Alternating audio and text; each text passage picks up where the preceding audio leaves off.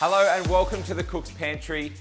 This little number I've got in front of me is all about spicing up your pancake game. Yes, it's an absolute classic. You've all done it a million times, but have you done it like this? We've all got a pancake recipe that we love and adore, and we've all got these little guys in the cupboard as well, spices. And that is what makes everything just so much more interesting. First things first, we're gonna get all of our dry ingredients into this bowl. So we work dry and then we'll separate the wet. So we've got a cup of self-raising flour. The reason why we use self-raising, we want that beautiful puff and that rise that it will give us in the pancake batter.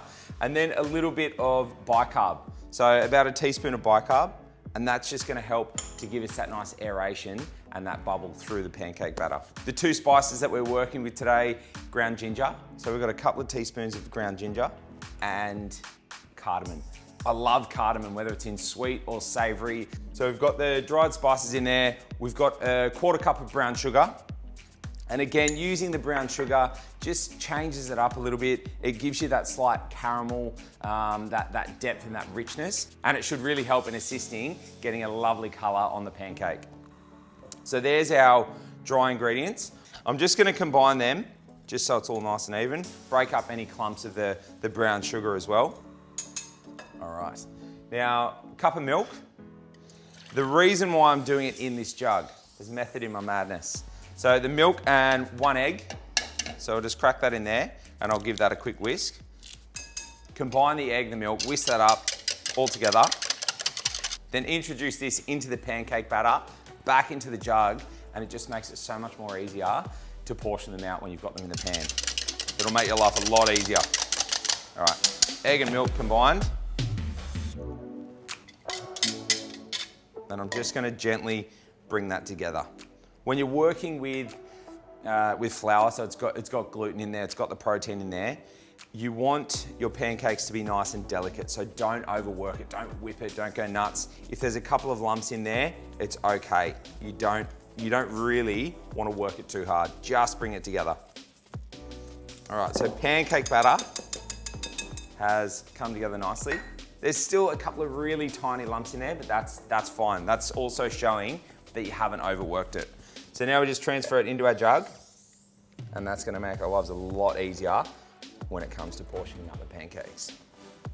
And we're just gonna let that rest a little bit, okay? So we let it rest, let it relax. That is also gonna assist in giving us a beautiful, delicate, light, fluffy pancake. The next thing I wanna do is make our little sauce or a little caramel. So I've got a pan on over here. We'll get that onto a nice medium heat, and I'll grab some caster sugar. So I'm just gonna go into the pan with 3/4 of a cup of caster sugar, even that out. And what we're looking for, what's gonna happen, the edges will slowly start to melt. So we're making what is called a dry caramel. We don't water it down, don't wet it. We'll just gently, slowly melt that sugar until it starts to turn that beautiful amber golden caramel color. So we'll let that tick along. And then in this little saucepan here, I'm just gonna warm up some cream. So I will introduce the cream to the caramel. The reason why I'm warming it up though, if you add any cold liquid, whether it's a cream, water, a juice, to a caramel to flavor it, if it's ice cold, the caramel will crack. So nice warm cream into the warm caramel, and it should emulsify beautifully.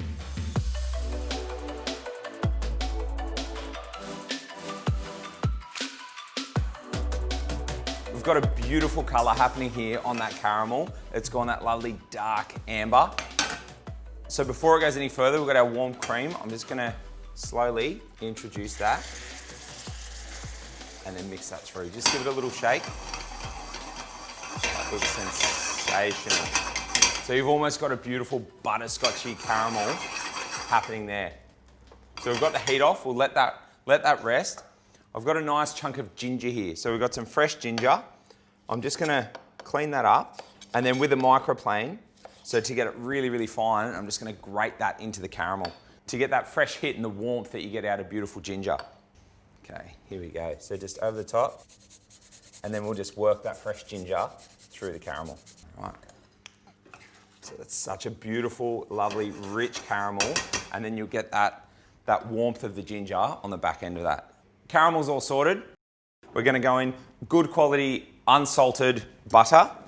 So we want about 100 grams. So just cut it up into a few portions. Because we're gonna be doing the pancakes in batches, all right? So I'll throw a good knob of butter in there, start to melt that down, and then we'll start to go in with our first batch of pancakes.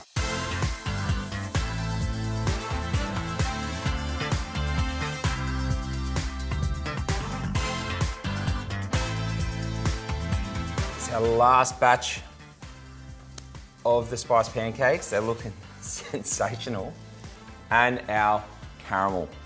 That warmth of the ginger that I was talking about, and you'll get a greater warmth if you have a bit of older ginger. So the young, fresh ginger is quite light, quite vibrant and fresh. The older stuff has that warmth. That's what I'd be using. So if you've got that scrappy piece where you keep your garlic and your chili and you've got that little bit of ginger that you never used, that's the sort of stuff you want to use in here.